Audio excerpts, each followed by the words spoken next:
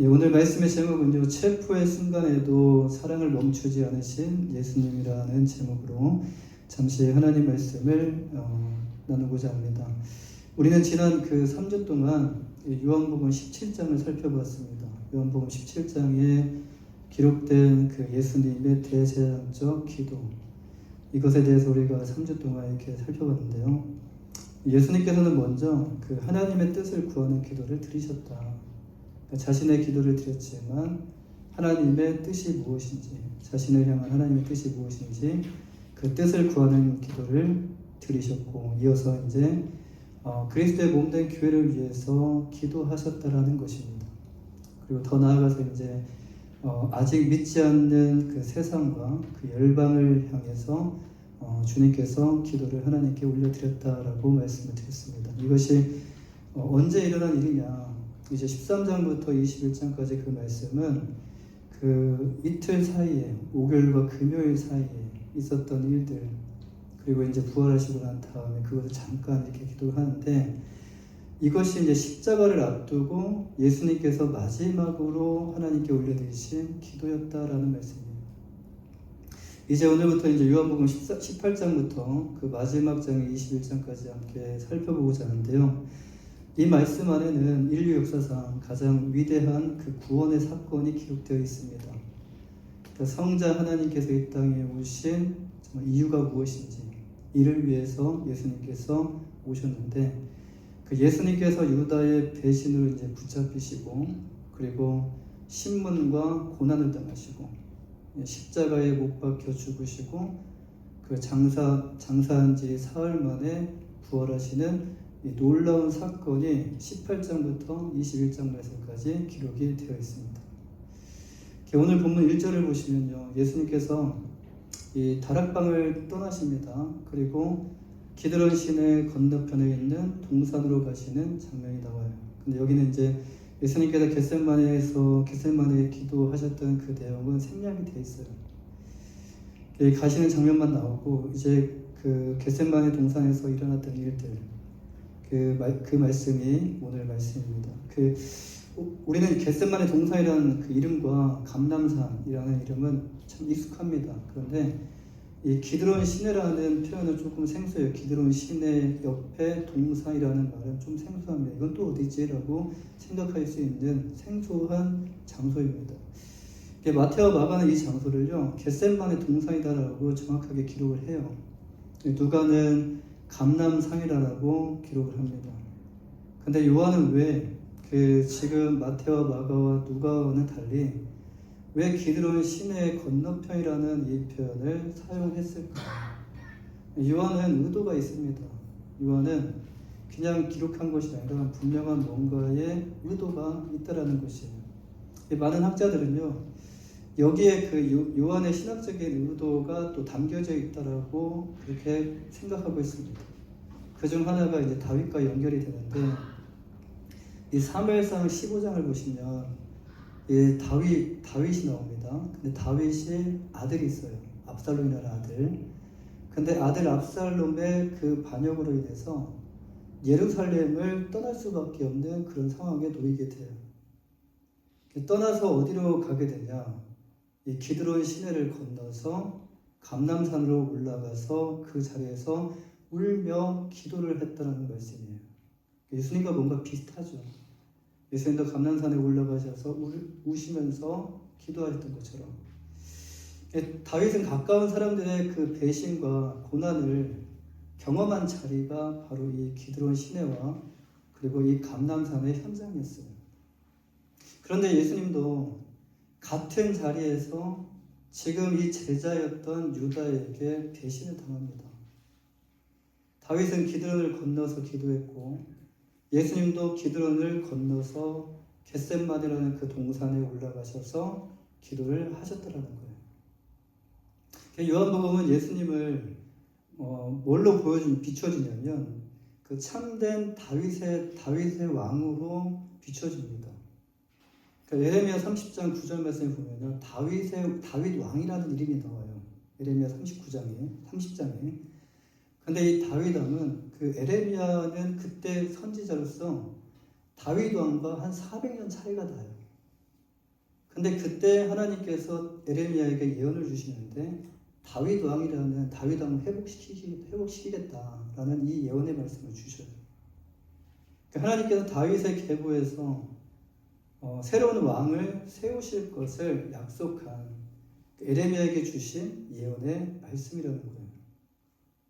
따라서 요한이 기드론 그 시내라는 표현을 기록한 것은요, 단순한 어떤 그 장소를 지금 뭐 기드론 시내 옆에가 겟세마네 동산이다 이렇게 장소를 설명하기 위한 것이 아니라 예수님께서 다윗의 계보에서 오신 참된 메시아시다라는 것을 밝히기 위한, 그리고 고난을 통해서 하나님의 그 구원을 이루시는 왕이심을 보여주기 위함이었더라는 거예요. 기드론 시내라는 이름을 밝힌 이유가. 이제 예수님께서는요, 제자였던 그 유다의 배신으로 군병들에게 붙잡히시게 돼요. 그런데 이 순간은 여러분 단순한 그 체포의 그 현장이 아닙니다. 체포의 순간이 아니에요. 자칫하면은 그 큰 유혈 사태로 번질 수 있는 매우 긴박한 순간이었어요. 정말 이 순간 예수님께서 그냥 자발적으로 체포 당하셔서 가셔서 끝났지만, 지금 예수님께서 이것을 말리지 않으셨다면, 지금 이것을 정리하지 않으셨다면 지금 이 장소는요 엄청나게 피투성이로 되는 그런 현장이었을 겁니다. 그러니까 10절 말씀을 보시면요, 베드로가 칼을 휘둘러요. 그 대제사장종의 그 말고의 귀를 베게 됩니다. 이 베드로는 검객이 아니었던 것 같아요. 검객은 칼집으로 싸운다고 그래요. 칼을 빼서 싸우는 게 아니라. 근데 칼을 빼서 휘둘렀는데 말고의 귀를 베었어요. 이미 피가 흐르는 상황이었어요. 피가 흐르는 상황. 누가 당했습니까? 지금 적들이 당했어요. 만약 그 로마 군인들이 이것을, 지금 이 현장을 반란으로 판단을 했다면, 제자들은 모두 위험에 처할 수 있었던 그런 위험의 상황이었어요. 그러나 바로 그 순간에 누가 개입을 하시냐면 예수님께서 개입을 하셨다는 거예요. 예수님이 상황을 정리하시고요, 스스로 붙잡힘으로 하나님의 구원의 길을 걸어가셨다는 말씀입니다. 그렇다면 우리는 이 긴박한 순간에, 정말 이 긴박한 이 순간에 예수님께서 하신 행동에 대해서 우리가 주목해 볼 필요가 있는데요. 체포를 앞둔 그 순간에도 예수님의 마음은 어디를 향하고 있었는가? 예수님은 누구를 생각하고 있었는가? 예수님께서 가장 먼저 행하신 것은 무엇이었는가? 정말 이 긴박한 순간에 첫째로 예수님은 피하지 않으셨다는 거예요. 예수님은 피하지 않으셨다. 그 상황을 피하지 않으셨다. 피할 수 있는 충분한 시간이 있었어요. 그러나 예수님은 그 상황을 피하지 않으셨다. 본문 4절 말씀에 이렇게 말씀합니다. 예수께서 그 당할 일을 다 아시고 나아가 이르시되 너희가 나의 누구를 찾느냐. 여기서 우리는 그 당할 일을 다 아시고 또 이제 나아가라는 이 두 표현에 주목할 필요가 있는데요. 이 말씀은요, 예수님께서 자신에게 닥칠 고난을 지금 모르고 당하신 것이 아니라는 사실을 보여줍니다. 그러니까 예수님은 이미 자신에게 일어날 모든 일들을 다 알고 계셨어요. 지금 이후에 어떤 일이 일어날지, 가까운 미래에서부터 먼 미래의 일까지도 다 알고 계셨다라는 말씀입니다. 유다의 배신으로 로마 군인들에게 체포되실 것, 그리고 제자들이 모두 흩어질 것, 그리고 베드로가 3번 부인할 것, 그리고 예수님께서 십자가에 달려 죽으실 것까지 모두 다 알고 계셨다라는 말씀입니다. 그런데도 본문은요, 예수님께서 뭐라고 표현하냐면 행동에 대해서 이렇게 말을 해요. 나아가셨다. 그 앞으로 나아가셨다. 알면서도 나아가셨다라는 거예요. 예수님은 상황에 떠밀려 끌려가신 것이 아닙니다. 붙잡히기 싫은데 피하다 코너에 몰려서 예수님이 끌려가신 것이 아니라 스스로 앞으로 나아가셨다라는 거예요.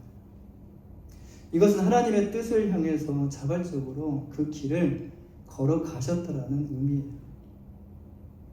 사람이 그 위험이 닥치면 어떻게 하죠? 본능적으로 몸을 움츠리게 되죠.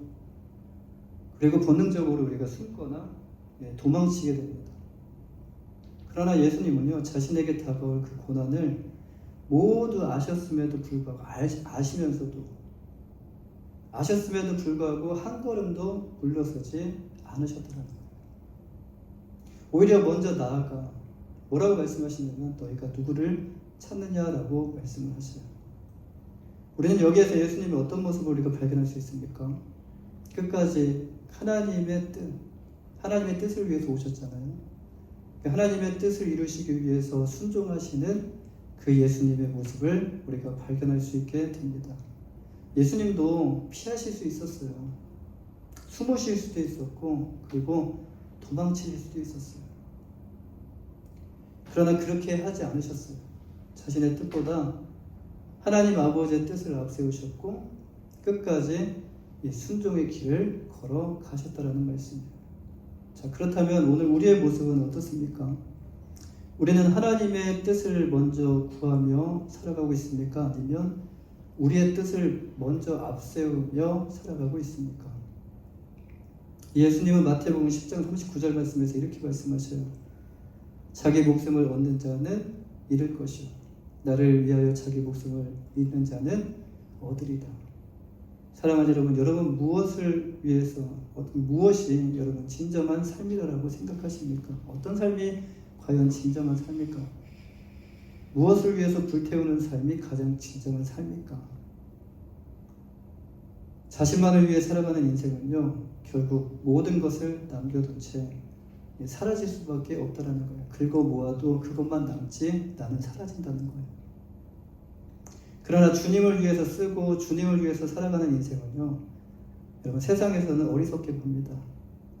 세상에서는 손해보는 것처럼 보일지라도 하나님 안에서 영원한 생명을 얻게 되는 그 축복을 누리게 됩니다. 그러므로 우리도 그 예수님처럼 자신의 뜻보다 그 하나님의 뜻을 앞세우며 끝까지 우리가 순종의 길을 걸어가야 될 줄 믿습니다.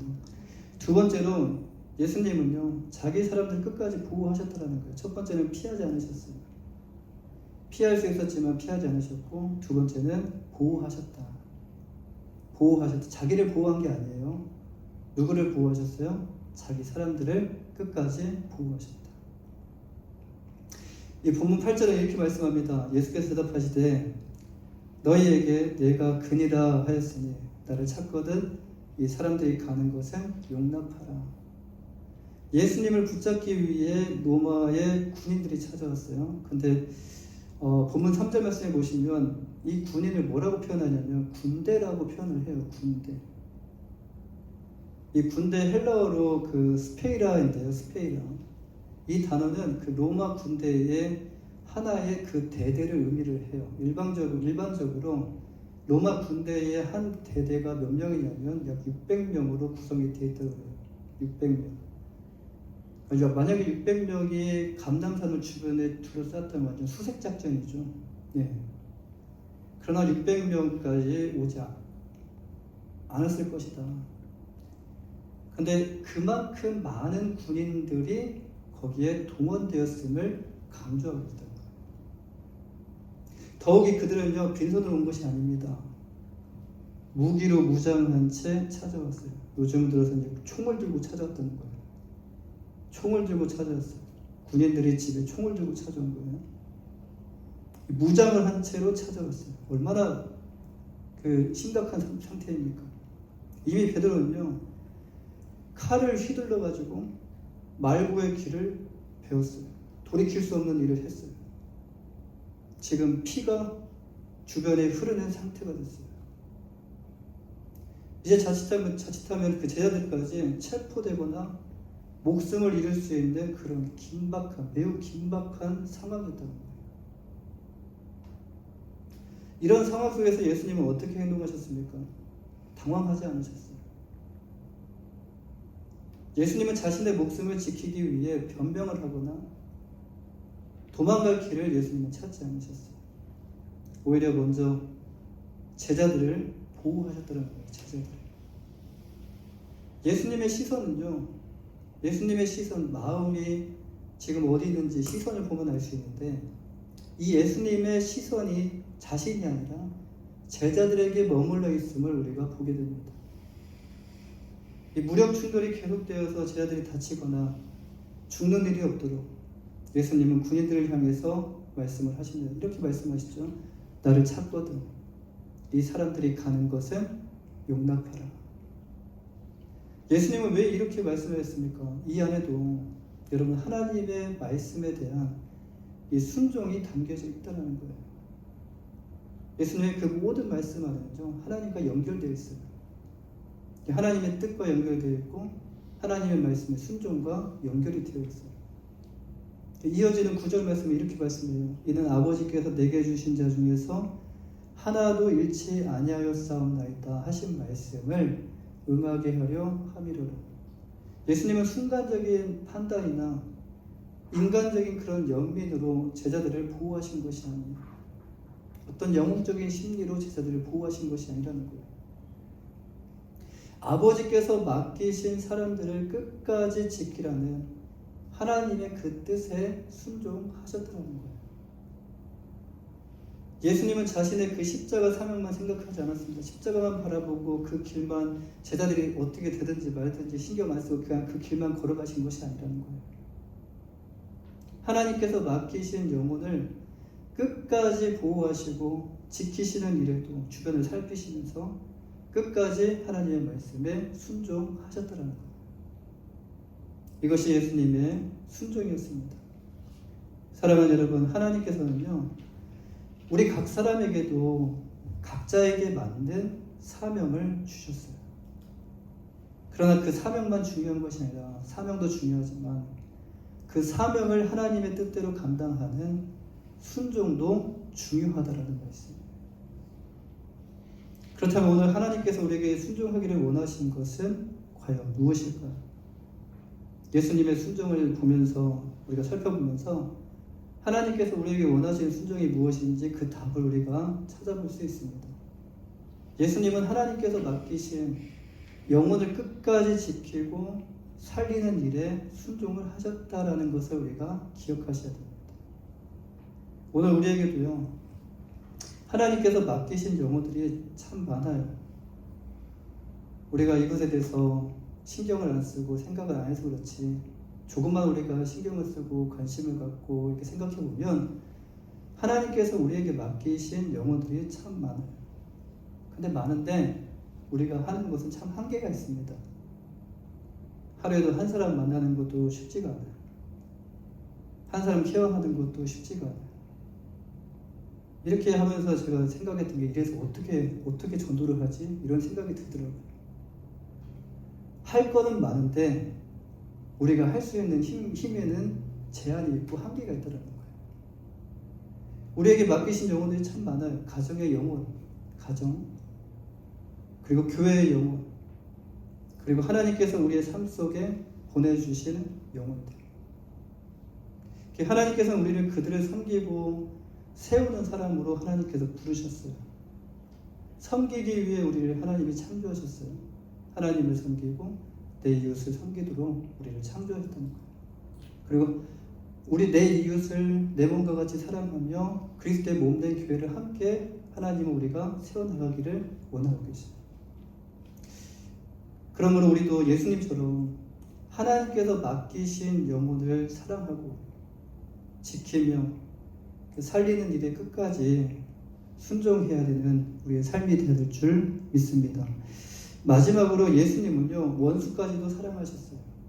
첫 번째는 피하지 않으셨어요. 두 번째는 보호하셨어요. 자기 사람들을 보호하셨고요. 근데 거기서 끝난 것이 아니라 예수님은 원수까지도 사랑하셨다는 말씀입니다. 본문 10절과 11절 말씀 이렇게 말씀합니다. 이에 시몬 베드로가 칼을 가졌는데 그것을 빼어 대제사장의 종을 쳐서 오른편 귀를 베어버리니 그 종의 이름은 말고라. 예수께서 베드로더러 이르시되 칼을 칼집에 꽂으라. 아버지께서 주신 자는 내가 마시지 아니하겠느냐 하시니라라고 말씀하세요. 그러니까 예수님께서 체포당하시는 그 긴박한 순간에 지금 베드로가 무슨 일을 저지릅니까? 칼을 빼어서 휘두릅니다. 하나님의 사역을 망칠 수 있는 순간이에요. 지금 하나님께서는 예수님을 십자가에 못 박히고 죽게 하시고 그리고 제자들을 보호하시기 위한 것이 하나님의 사역인데 지금 이 베드로의 이 순간 이 판단으로 인해서 하나님의 사역이 망칠 수 있는 그런 상황입니다. 베드로는 예수님을 지키기 위해 행동을 합니다. 사랑했기 때문에. 예수님을 지켜야 될 거 아니에요. 그런데 그는 칼집에 있는 칼을 뽑아서 휘둘렀습니다. 그 결과 대제사장 종 그 말고의 오른쪽 귀를 베어버리고 말아요. 말고는 누구죠? 말고. 그는 대제사장의 종이었고요. 그리고 예수님을 체포하기 위해 온 예수님 편에 쓴 사람이 아니라 예수님을 체포하기 위해 온 무리 가운데 한 사람이었다는 거예요. 적이었죠. 예수님을 체포하러 왔다는 것은 적대적인 목적으로 왔다는 거예요. 적대적인 목적으로. 그렇다면 이 베드로의 행동은 어떻게 보입니까? 여러분, 베드로의 행동이 어떻게 보이죠? 인간적인 관점에서는 정말 우리가 생각할 때는 예수님을 보호하기 위한 의로운 행동처럼 보일 수 있어요. 어쩌면 베드로 자신도 이것이 예수님께 이렇게 하면 예수님께 칭찬받겠지라는 이런 마음으로 행동을 했을 수도 있습니다. 베드로는 예수님을 사랑했기 때문에 그래요. 아무도 나서지 않았어요. 근데 베드로만 나섰어요. 예수님을 그만큼 사랑했다라는 것이죠. 베드로는 예수님을 사랑했기 때문에 예수님을 지키기 위해 칼을 든 것이에요. 그러나 베드로에게 돌아온 것은 무엇이었습니까? 칭찬이었습니까? 책망이었습니까? 책망이었어요. 예수님은 베드로에게 칼을 칼집에 다시 꽂으라 라고 말씀하셔요. 아마 예수님께 이런 말씀을 들었을 때 베드로는 큰 혼란을 느꼈을 거예요. 지금 이 상황에 무슨 칼을 칼집에 다시 꽂으라고? 자신은 예수님을 위해서 최선을 다했다고 생각합니다. 그런데 예수님께서는 오히려 자신의 행동을 막으셨기 때문에 아마 혼란스러웠을 거예요. 지금 무슨 상황이지? 만약 우리가 그 자리에 있었다면 우리는 과연 어떤 행동을 했을까요? 우리라도 아마 그렇게 행동을 했을 거예요. 예수님도 살리고 우리도 살고. 근데 예수님을 위한 행동이라고 생각하면서 여러분 우리의 방법을 마치 하나님의 방법인 것처럼 선택하며 행동했을 것입니다. 그러나 여기서 우리는 중요한 한 가지 사실을 깨닫게 되는데요. 예수님을 위한다고 해서 우리의 방법이 예수님의 방법이 되는 것은 아니라는 거예요. 우리는 하나님을 위해서 일한다고 열심을 가지고 일하죠. 하나님을 위해서 일한다고 하면서도 때로는 열심으로 인해서 우리가 보지 못하는 면이 있어요. 하나님의 마음과 뜻을 보지 못하고 놓치는 경우가 있다는 거예요. 열심도 중요합니다. 베드로와 같이 열심도 중요해요. 그런데 그만큼 중요한 게 또 뭐냐? 우리는 하나님의 뜻이 무엇인지 알아야 하는 것이 중요해요. 뜻을 모르면 열심은 하지만 결국 하나님의 일을 망치게 됐다는 거예요. 하나님의 뜻을 모르는 열심은요, 오히려 예수님께서 하시는 그 사역에 대해서 우리가 오히려 방해가 될 수 있다는 거예요. 그렇다면 예수님께서는 말구의 그 잘려진 길을 어떻게 하셨습니까? 여러분 요한복음에는 그 이후의 내용이 기록되어 있지 않아요. 근데 누가복음 22장 그 말씀에 보면 51절 말씀을 보시면 예수께서 일러 이르시되 이것까지 참으라라고 하셔요. 지금 이 상황이 참을 수 있는 상황이 아닌데 예수님은 이것까지 참으라라고 하셔요. 그리고 그 길을 그냥 놔둔 것도 아니고 잘려진 채로 뭐 그냥 가게 하신 것도 아니고 그 길을 만져서 낫게 해주셨어요. 예수님은 말구의 상처를 그냥 그대로 놔두지 않으셨어요. 그의 귀를 손으로 만져서 그의 귀를 고쳐주셨어요. 원수의 귀예요. 원수의 귀. 베드로는 원수를 향해 칼을 들었지만 여러분 예수님은 원수를 향해 사랑의 손을 내미셨다는 거예요. 이 베드로는요 예수님을 지키는 것이 하나님의 뜻이라고 생각을 했어요. 그러나 하나님의 뜻은 어디에 있었죠? 예수님께서 칼로 자신을 보호하는 것이 아니라 하나님의 뜻은요 예수님께서 십자가를 지심으로 죄인을 구원하는 것이 바로 하나님의 뜻이었다. 죽는 것이 하나님의 뜻이었다는 거예요. 사랑하는 여러분, 우리의 원수는 누구입니까? 여러분, 성경은요, 우리의 원수는 미워하는 사람이 원수잖아요. 그렇죠? 특별히 어떤 원수가 아니라 우리가 주변에서 미워하는 사람들이 원수잖아요. 근데 성경은 우리의 싸움의 대상에 대해서 이렇게 말씀하셔요. 우리의 원수는 사람이 아니라 사람 사이를 갈라놓고 미움과 분열을 만들어내는 이 사탄이 우리의 원수다라고 말씀하셔요. 그렇다면 우리는 사람을 향해 무엇을 들어야 될까요? 사람을 향해 베드로처럼 칼을 들어야 될까요? 원수기 때문에? 아니면 예수님처럼 사랑의 손을 내밀어야 될까요? 베드로와 같이 칼을 들 수 있는 인간적인 생각으로는 이게 옳을 수도 있어요. 그러나 우리가 조금 더 깊이 하나님의 뜻이 무엇인지를 찾아보게 될 때, 이건 하나님의 뜻이 아니구나. 하나님의 뜻은 예수님처럼 사랑의 손을 내미는 것이 바로 하나님의 뜻이구나라는 것을 우리가 깨달아야 됩니다. 예수님의 사역은요, 여러분, 죽이는 사역이 아닙니다. 사단은 죽이는 사역이에요. 죽이는 거에 대해서 그렇게 크게 생각하지 않아요. 인간을 그렇게, 존엄성을 그렇게 크게 생각하지 않아요. 사단은 죽이는 자입니다. 살인하는 자예요. 그리고 사단은 거짓말하는 자예요. 그 사단은요, 사기꾼이에요. 근데 예수님의 사역, 하나님의 사역은요, 이 반대로 살리는 사역이에요. 죽도록 우리를 그냥 내버려 두지 않으셨어요. 살리시기 위해서 방법을 하나님께서 만드셨고, 그 방법이 바로 자신의 독생자 예수 그리스도를 보내주심을 통해 우리를 다시 살게끔 하셨다라는 말씀입니다. 살리는 대상이 누구입니까? 여러분, 살리는 대상이 누구죠? 여기서 이제 우리가 조금 더 생각을 해보셔야 돼요. 예수님 안에 있는 사람만이 살리는 대상인가? 내 안에 있는 사람만 살리는 대상인가? 교회 안에 있는 사람만, 나하고 친한 사람들만 살리는 대상인가? 그 사람뿐만이 아니라 예수님을 보시면서 원수까지 살리시는 그 예수님. 하나님께서 우리에게 원하시는 것은 원수까지 살리는 것이 하나님의 뜻이구나. 원수가 나를 해할지라도, 원수가 나를 따귀를 때리면서 나의 옷을 벗길지라도 끝까지 사랑하시는 것이 하나님의 뜻이구나. 그러니까 이것까지 참으라고. 이것까지 참으라. 그러니까 죽기까지 예수님이 참으신 것처럼 이것까지가 바로 죽기까지 우리 참는 것이 아닌가. 교회 사역은 결국 여러분 사람을 살리는 사역이에요. 교회를 뭐라고 표현하냐면요, 영적인 병원이라고도 말을 합니다. 그러니까 세상에 있는 병원은 육체를 치료하는 병원이지만 교회는 영적으로 치료받는 교회다, 병원이다라고 말을 합니다. 이 복음으로 영혼을 회복시키고 그리고 사랑으로 사람을 세우는 사역이 바로 여러분 교회의 사역이에요.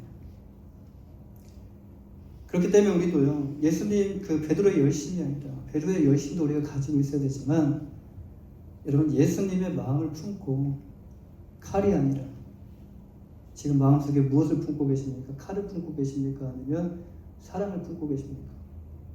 칼이 아니라 사랑을 들고 하나님께서 맡기신 그 영혼을 살리는 일에 우리가 순종하는 그 하나님의 사람들이 되어야 될 줄 믿습니다.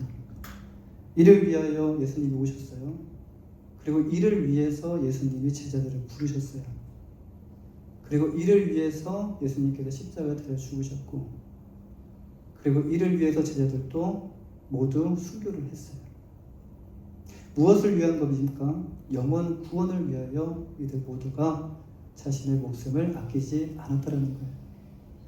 이를 위하여 전도하는 것 굉장히 중요합니다. 영혼을 살리는 것 굉장히 중요해요. 그런데 우리의 전도 또한 어떤 전도가 돼야 되죠? 하나님의 뜻대로 하는 전도가 돼야 되지 않습니까? 그럼 하나님의 뜻을 우리가 알기 위해서는 무엇이 필요하죠? 기도가 필요해요. 사람의 마음을 우리가 우리의 식대로 사람을 전도하는 것이 아니라 하나님께 저 사람의 마음이 어떤 마음이고 저 사람이 필요한 것이 무엇인지를 구하며, 그리고 교회 왔다고 해서 예수님을 믿는 거 아니잖아요. 그러니까 교회 오기 전에 먼저 그들의 마음의 밭을 위해서 기도하며 준비하는 그런 전도를 위한 기도가 필요하다라는 말씀이에요. 우리의 전도 또한 하나님의 뜻대로 가는 전도가 되어야 될 줄 믿습니다. 그래서 영혼에 대한 하나님의 뜻을 알기 위해 우리가 먼저 마음을 모아서 우리 함께 기도해야 될 줄 믿습니다. 영혼을 살리는 일에 여러분 지금까지 힘을 다하셨어요. 그러나 지금이 끝이 되면 안 돼요. 언제가 끝입니까? 주님께서 다시 오셔서 우리를 부르시는 그날이 바로 끝이 돼야 돼요. 그날까지 조금 힘들어요. 그러나 하나님은 또 은혜를 주셔요. 기다리는 인내가 필요하지만 하나님은 때때마다 또 우리에게 은혜를 주셔요. 그러면서 우리가 견딜 수 있습니다. 힘들지만 우리가 조금만 더 힘을 내서 영혼을 살리는 일에 힘을 다하면 우리 모두가 되시기를 주님의 이름으로 간절히 축원합니다. 기도하겠습니다.